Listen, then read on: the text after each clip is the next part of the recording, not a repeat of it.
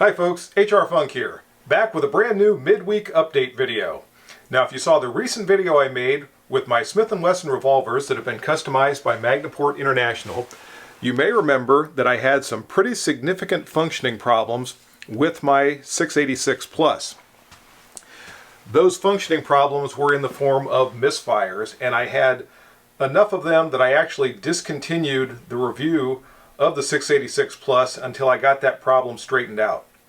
And it turns out the mainspring strain screw in the 686 Plus had backed out. In fact, when I checked it, it was almost a complete 360-degree rotation out of its fully tightened position. So at this point, the only thing I've done to this revolver is tighten that strain screw back down.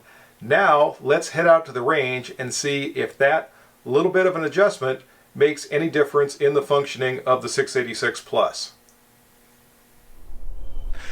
And here I am back out on the range on another brisk Ohio morning to see if just simply tightening the strain screw on my 686 Plus is enough to cure those ignition problems that I was having the last time I was here. By the way, when I say brisk, that's as in about 5 degrees when I first woke up this morning, but now at about 9:30 a.m. it's warmed up to about 12 degrees, so pretty balmy at the moment. In any case, I'm not going to be out here long. And in a couple of minutes, I am going to start to shoot the 686 Plus more or less through my standard handgun testing battery. And the main thing I want to see is if those ignition problems are cured. Now, the ammunition that I'm going to be using is the exact same ammunition that I had with me the last time when I was having the problems. In fact, it's out of the same 2 boxes. So we'll see if simply tightening that strain screw has solved the problem. And first up will be my slow fire accuracy drill from a distance of 30 feet on a bullseye target.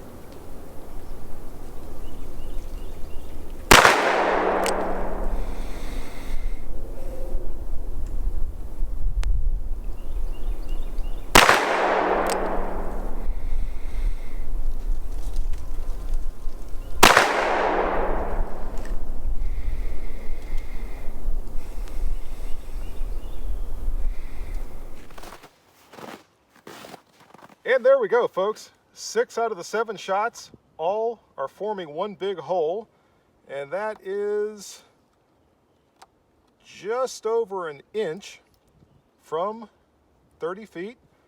And the only reason this shot is not in here with the other shots is because I'm wearing gloves, and this very first shot broke before I was ready. In fact, when it went off, it surprised me. I was not really expecting it to go quite that quick. Otherwise, it would have been right in here with the other 6, and that gives you an example of how this revolver can shoot when I'm getting good ignition. And you also notice that all 7 of those shots fired without a problem.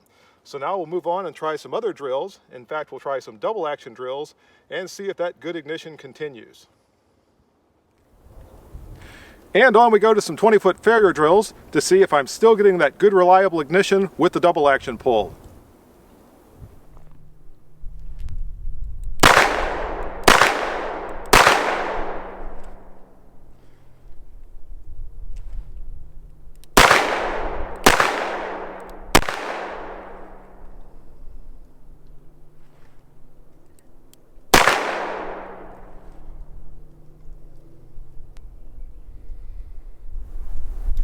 So far, the ignition is 100% with both double action and single action trigger pulls. Let's try a few more fast double taps to the body and see if that continues.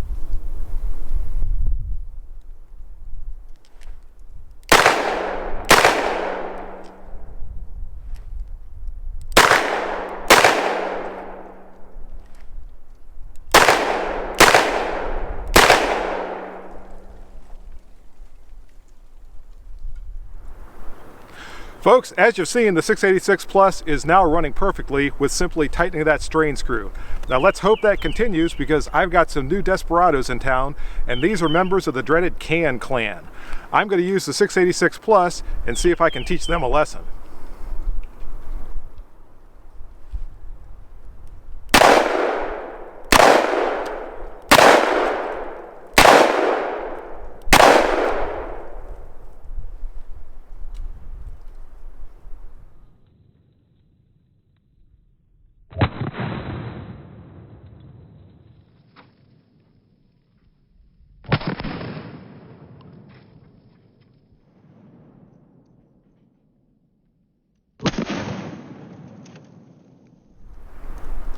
And let that be a message to the Can Clan.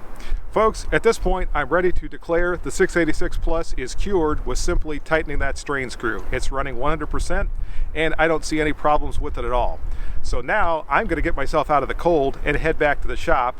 And I just got a message from my camera saying the battery's about to die, so that's even more reason to get myself out of here and head back inside where it's warm.